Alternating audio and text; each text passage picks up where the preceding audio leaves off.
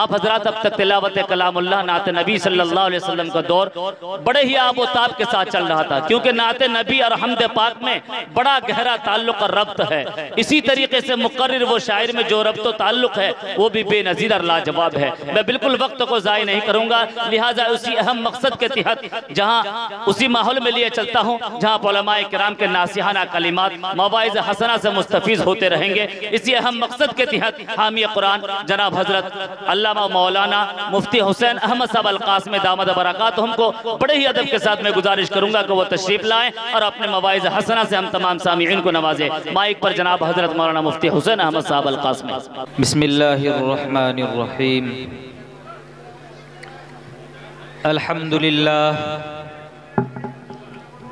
अल्हम्दुलिल्लाह नहमदुहु व नस्तईनुहु व नस्तगफिरुहु व नुअमिनु बिही व नतवक्कलु अलैहि व नऊज़ु बिल्लाहि मिन शुरूरि अनफुसिना व मिन सय्यिआति अअमालिना। मन यहदिहिल्लाहु फला मुज़िल्ल लहु व मन युज़लिल्हु फला हादिय लहु। व नशहदु अल्ला इलाहा इल्लल्लाहु वहदहु ला शरीक लहु वला नज़ीर लहु वला वज़ीर लहु वला मुशीर लहु वला मुईन लहु। व सल्लल्लाहु तआला अला मुहम्मदिन फ़ी अव्वलि कलामिना व सल्लल्लाहु तआला अला मुहम्मदिन फ़ी औसति कलामिना व सल्लल्लाहु तआला अला मुहम्मदिन फ़ी आखिरि कलामिना। अम्मा बाद फ़क़द क़ाल अल्लाहु तबारक व तआला फ़ी कलामिहिल मजीद वल फ़ुरक़ानिल हमीद। अऊज़ु बिल्लाहि मिनश शैतानिर रजीम। बिस्मिल्लाहिर रहमानिर रहीम। इक़रा बिस्मि रब्बिकल्लज़ी ख़लक़। वक़ाल नबिय्यु सल्लल्लाहु अलैहि वसल्लम मन हुमानि ला यशबआन मन हुमु मालिन व मन हुमुल इल्म औ कमा क़ाल अलैहि सलातु वस्सलाम। मुअज़्ज़िज़ हाज़रीन, मोहतरम सामिईन और स्टेज पर रौनक अफरोज़ आज के इस इजलास के सदर मोहतरम हज़रत मौलाना महफूजुर रहमान साहब और इसी तरह पर्दा नशी ख़वातीन, आज का जो ये जलसा है इसका उन्वान और इसका मौजू तामीर मस्जिद और इस्लाह मुआशरा है। इस जलसे का दो मौजू है, एक तो है तामीर मस्जिद और दूसरा मौजू इस्लाह मुआशरा। ये दोनों अलग अलग चीज़ें हैं। 22 बिट्टी ये गांव और यहाँ के लोग बहुत ही काबिल तहसीन हैं, काबिल मुबारकबाद हैं। इन्होंने जलसा करने की रिवायत को बरकरार रखा हुआ है। अल्हम्दुलिल्लाह हर साल या 2-4 साल में आप हजरात जलसा करते रहते हैं, अकाबिरीन उलमा को बुलाते रहते हैं और उलमाए किराम के फ़ुयूज़ व बरक़ात से मुस्तफ़ीद व मुस्तफ़ीज़ होते रहते हैं। वाक़ियतन आप हजरात की बड़ी कुर्बानी है। आप हजरात का ये अमल लायक तहसीन है, काबिल तक़लीद है। आप हजरात ने जो अपने गाँव में मस्जिद बनाने का और मस्जिद की ढलाई का जो बेड़ा उठाया है, जो जिम्मेदारी निभाई है, वाक़ियतन आप हजरात मुबारकबादी के मुस्तहिक़ हैं। एक हदीस है, जनाब नबी करीम सल्लल्लाहु अलैहि वसल्लम ने इरशाद फरमाया, मम बना लिल्लाहि मस्जिदन बनल्लाहु लहू बैतन फिल जन्नह।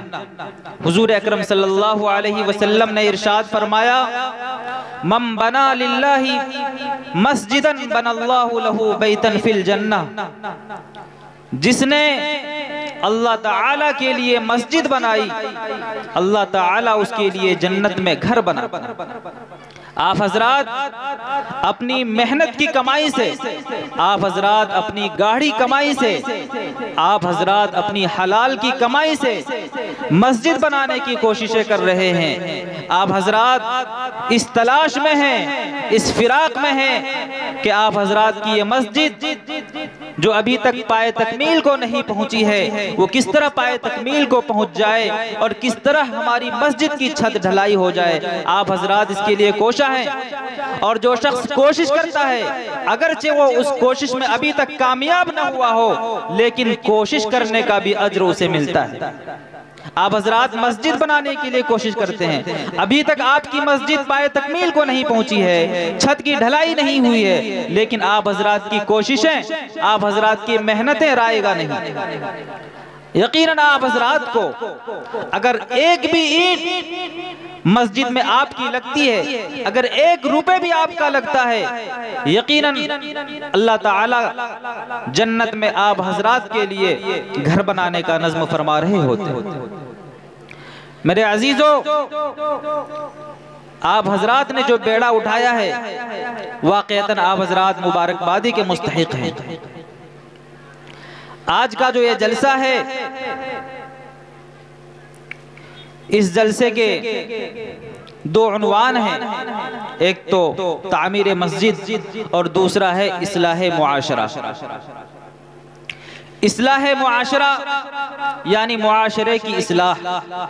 हमारे समाज में और हमारे मुआशरे में बहुत सारी खराबियां आ जाती हैं। अल्लाह ताला जो अंबिया और रसूलों को दुनिया में मबऊस फरमाते हैं, उसकी एक वजह है। जब दुनिया में बिगाड़ पैदा हो जाता है, खराबियां पैदा हो जाती है, तो अल्लाह तबारक व तआला बिगाड़ और खराबी की इस्लाह के लिए, उम्मत के सुधार के लिए पैगंबरों को भेजते हैं। मेरे अजीजों, ये जो जलसे कराए जाते हैं, आपके हमदर्द हजरात आपकी इस्लाह के लिए ये प्रोग्राम करते हैं, जलसे करते हैं। हमारे अंदर भी बहुत सारी खराबियां पैदा हो जाती हैं। खराबियों की बहुत सारी किस्में हैं, बहुत सारे प्रकार होते हैं।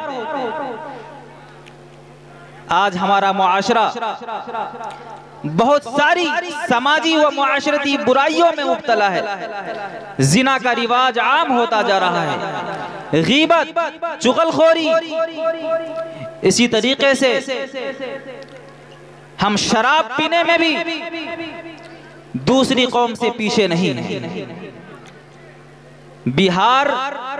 बिहार में शराब बंदी है, लेकिन बिहार के लोग शराब पीने के लिए बंगाल और दूसरी रियासतों का सफर करते हैं। मेरे अजीजों, इन सब की इस्लाह की जरूरत है।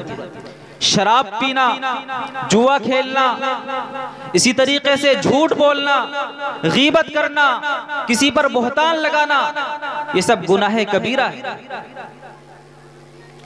और आज हमें जो अहम उमूर है, नमाज के बारे में जानकारी है, रोजे के बारे में जानकारी है, ज़कात के बारे में जानकारी है, लेकिन जानकारी रहने के बावजूद भी हम इन चीज़ों से दूर हैं। हमें यह पता है कि चोरी करना गुनाह है, लेकिन जानने के बावजूद भी उसमें मुब्तला है। जिना करना गुनाह है, लेकिन जानने के बावजूद भी उसमें मुब्तला है। हमें तमाम गुनाहों के बारे में इल्म है, तमाम गुनाह कबीरा के बारे में हमें जानकारी है, नॉलेज है, लेकिन इसके बावजूद हम गुनाह कर रहे हैं। मेरे अजीजों, हमें तमाम मासी और तमाम गुनाहों के काम से इज्तिनाब करना चाहिए। हमें अपने मुआशरे की इस्लाह करनी चाहिए, हमें अपनी ज़ात की इस्लाह करनी चाहिए। जब हम सब ये तहैया कर लेंगे कि हमारी ज़ात की इस्लाह हो जाए, तो हमारे मुआशरे की भी इस्लाह हो जाएगी, हमारे समाज की भी इस्लाह हो जाएगी। मैंने आप हजरात के सामने कुरान करीम की एक सूरत सूरह अलक, उसकी एक आयत पढ़ी, इक़रा बिस्मि रब्बिकल लज़ी खलक़। मेरे अजीजों, आज हमारा जो माशरा और हमारा जो मुस्लिम समाज इतना पिछड़ गया है, इसकी एक वजह है, उसकी वजह है तालीम से दूरी। आज हम लोग जलसे जुलूस बहुत करते हैं, कव्वाली की महफिलें मुनाकिद करते हैं, नाच गाने की महफिलें मुनाकिद करते हैं, लेकिन मेरे अजीजों, जो बुनियादी और अहम चीज है तालीम, हम तालीम से बहुत कोसों दूर हैं। आज हिंदुस्तान की हुकूमत में जरा गौर करेंगे तो हमारा एमएलए से लेकर के प्रधानमंत्री तक, राष्ट्रपति तक, इसी तरीके से तमाम जमहूरी पदों में जो लोग विराजमान हैं,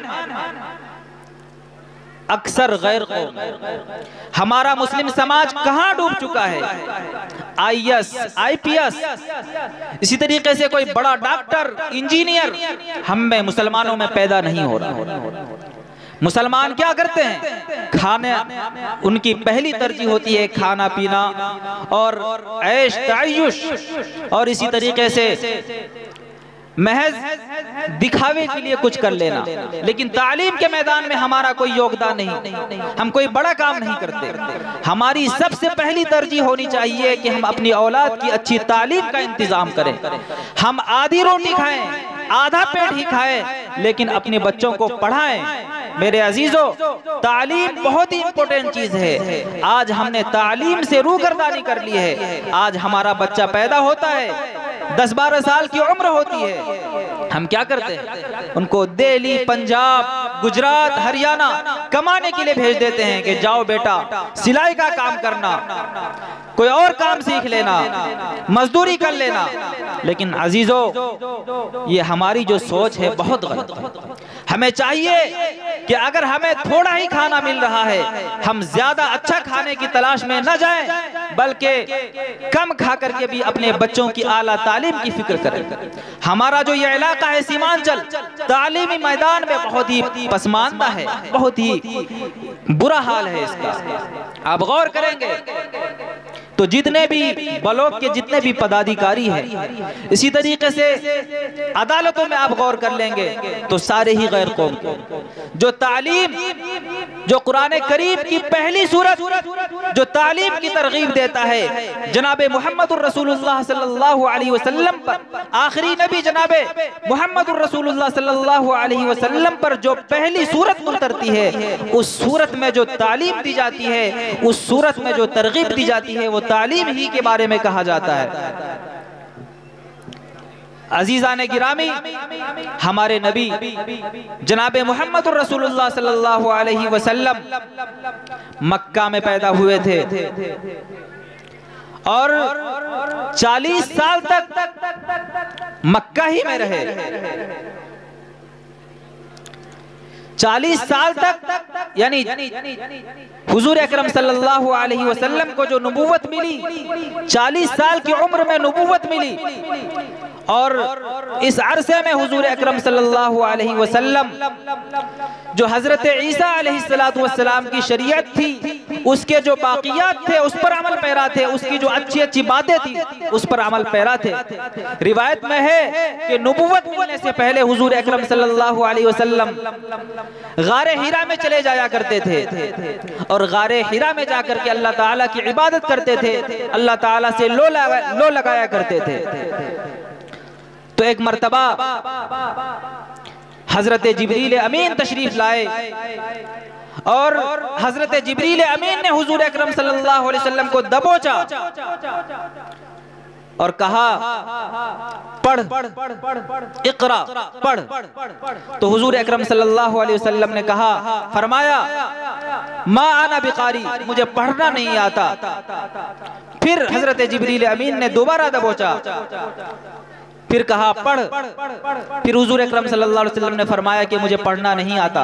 फिर तीसरी मर्तबा दबोचा, फिर कहा, पढ़, इक़रा बिस्मि रब्बिकल लज़ी खलक़, पढ़ उस रब के नाम से जिसने तुझे पैदा किया है, जिसने पैदा किया आपको। तो हजरत जिब्रील अमीन ने ये आयत पढ़ी, ये सूरत पढ़ी और फिर हुजूर अकरम सल्लल्लाहु अलैहि वसल्लम पढ़ने लगे। यानी हजरत जिब्रील अमीन पढ़ते जाते और हजरत जिब्रील अमीन के पीछे हुजूर अकरम सल्लल्लाहु अलैहि वसल्लम पढ़ते जाते। ये सबसे पहली वही है जिसमें पढ़ने की तालीम दी जा रही है कि पढ़िए। आप इससे अंदाजा लगा सकते हैं कि इस्लाम में, मजहब इस्लाम में, शरीयत इस्लामिया में तालीम की कितनी अहमियत है। तालीम चाहे दीनी हो या दुनियावी, तालीम इंसान को इज्जत देता है। हमें हर लिहाज से तालीम के लिए कोशिश करनी चाहिए। हमें अपनी बच्चों की तालीम की फिक्र करनी चाहिए और हमारा समाज और हमारा मुआशरा उसी वक्त अच्छा हो सकता है जब हम अपने बच्चों की अच्छी तालीम का बंदोबस्त करें। तालीम के बगैर हम अच्छे मुआशरे की और अच्छे समाज की तश्कील की सोच भी नहीं सकते। अजीज़ान मोहतरम, तालीम बहुत ही ज़रूरी चीज़ है। ये इल्म जो है, इल्म अल्लाह तबारक व तआला की सिफात में से एक सिफत है। अल्लाह तबारक व तआला की ज़ात अज़ली है। जिस तरह अल्लाह तबारक व तआला की ज़ात अज़ली है, ऐसे ही अल्लाह तबारक व तआला की सिफात भी अज़ली है।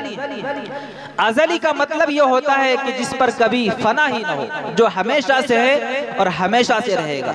अल्लाह ताला की ज़ात भी हमेशा से है और हमेशा रहेगी, और अल्लाह तबारक व तआला के सिफात भी हमेशा से हैं और अल्लाह तबारक व तआला के सिफात भी हमेशा रहेंगे।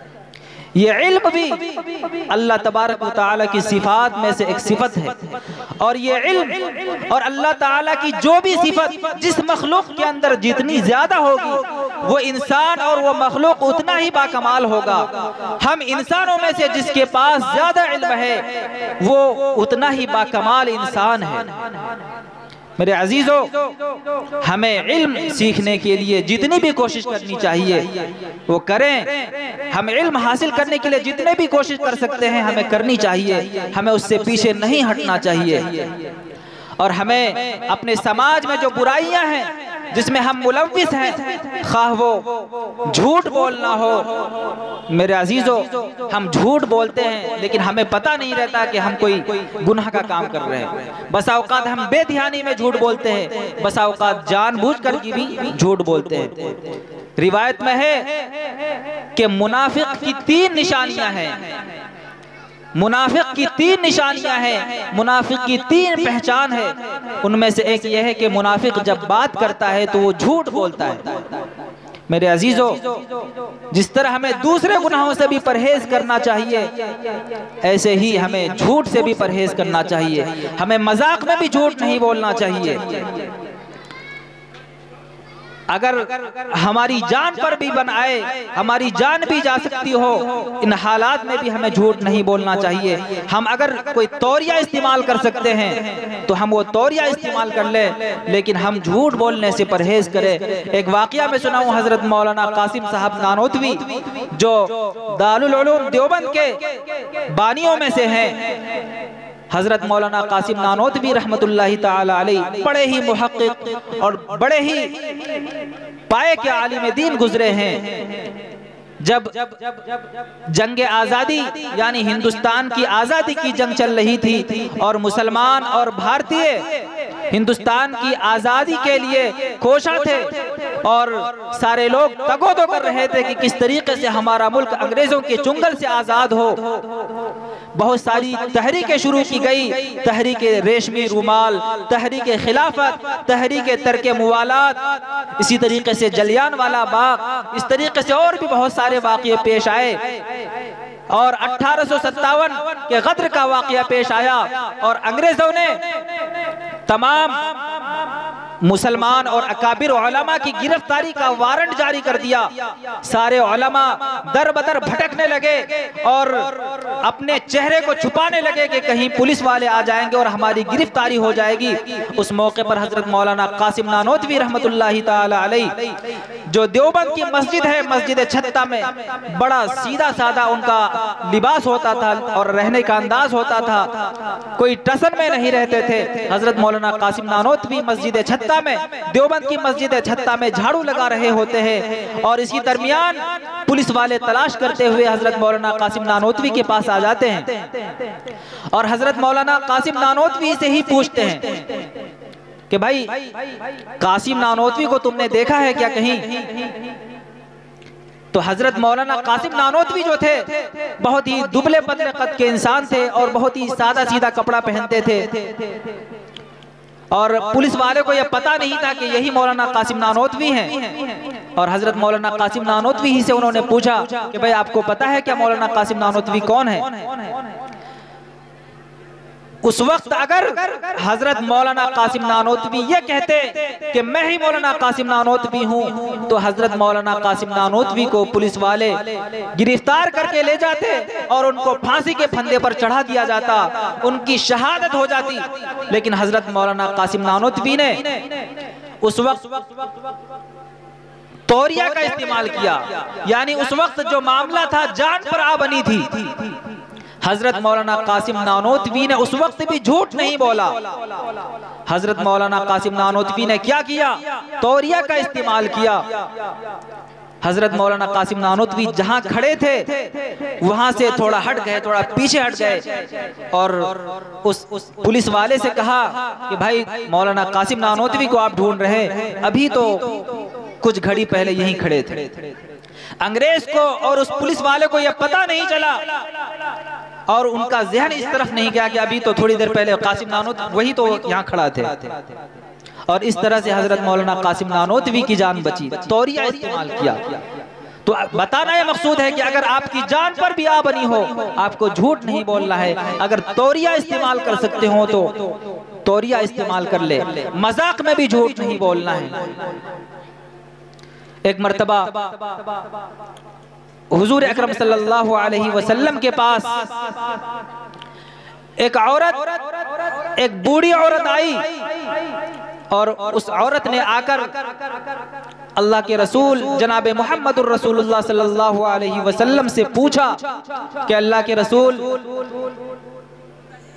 क्या मैं जन्नत में जाऊंगी? मेरे बारे में बताइए, क्या मैं जन्नत में जा सकती हूँ? मैं जन्नत में जाऊंगी? तो अल्लाह के रसूल सल्लल्लाहु अलैहि वसल्लम ने उनसे मजाक फरमाया, उनसे मिजाह फरमाया और फरमाया कि कोई बूढ़ी जन्नत में नहीं जाएगी। वो औरत बड़ी घबराई और परेशान हो गई कि मैंने अल्लाह के रसूल से पूछा कि क्या मैं जन्नत में जाऊंगी? तो अल्लाह के रसूल ने यह फरमाया कि कोई बूढ़ी जन्नत में नहीं जाएगी। उस औरत को, उस बूढ़ी औरत को यह खदशा हुआ और उन्होंने ये अंदाजा किया कि मेरी आकिबत खराब हो गई, मेरी आखिरत खराब हो गई और मैं जी करके क्या करूंगी, मैं तो जन्नत में जा ही नहीं सकती। जब वो औरत बहुत ज्यादा परेशान हो गई, घबरा गई, तो फिर हुजूर अकरम सल्लल्लाहु अलैहि वसल्लम ने फरमाया, वजाहत फरमाई कि बूढ़ी औरत, कोई बूढ़ी औरत जन्नत में नहीं जाएगी। तू जन्नत में जाएगी लेकिन उस वक्त बूढ़ी नहीं होगी, उस वक्त तू जवान होने की हालत में जन्नत में जाएगी। तो बताना यह मकसूद है कि मजाक में भी आप झूठ नहीं बोले। मजाक भी करें तो वो जायज मजाक हो, वो दुरुस्त मजाक हो, वो सही मजाक हो। किसी भी हालत में आपको सिद्क का दामन, सच्चाई का दामन नहीं छोड़ना है।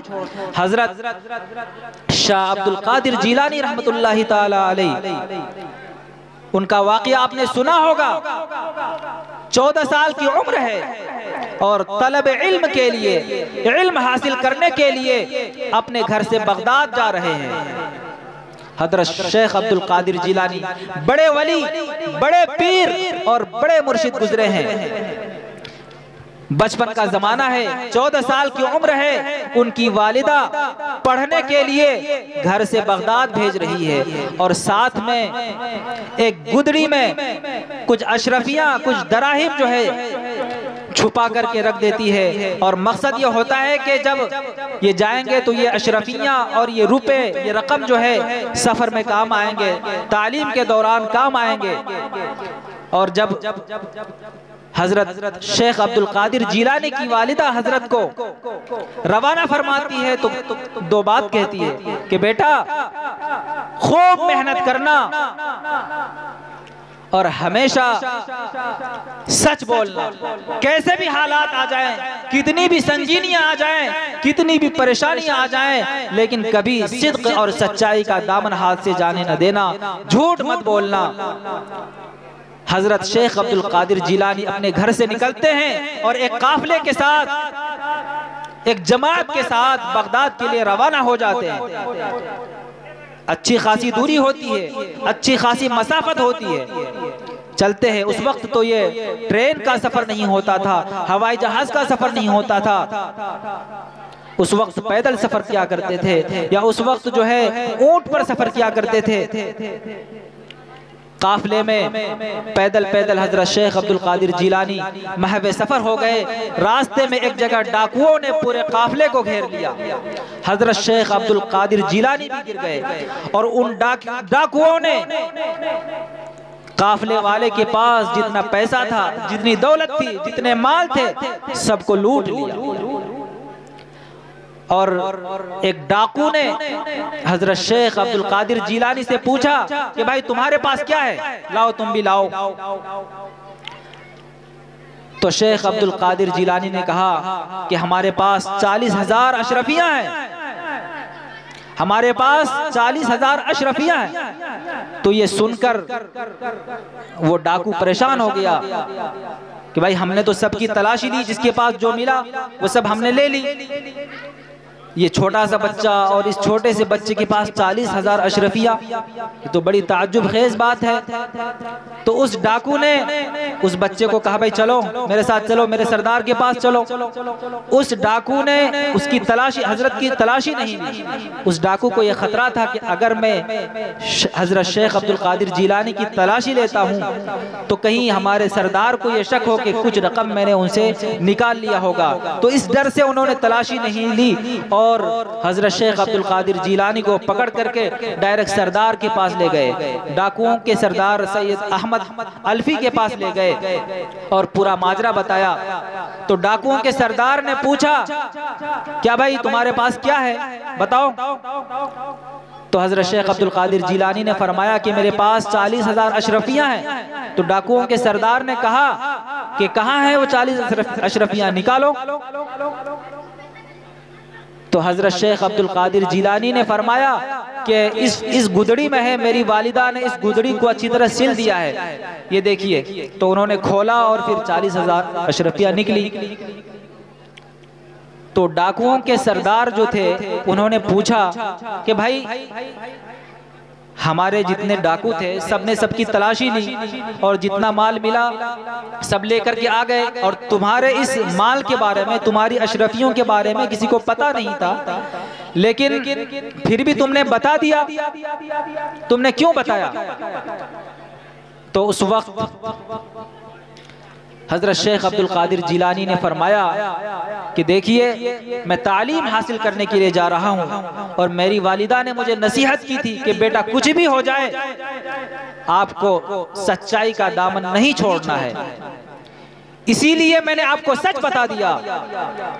उस सच का नतीजा यह हुआ सामईन किराम, हजरत शेख अब्दुल कादिर जिलानी के उस सिद्क का, उस सच्चाई का नतीजा यह हुआ कि वो डाकू अहमद अल्फी अपनी तमाम गलतियों से उन्होंने तौबा की और एक अच्छा सच्चा पक्का मुसलमान हुआ, और उनके तमाम साथी जो डाकू थे सब ताइब हुए, सब अच्छे और सच्चे पक्के मुसलमान हुए।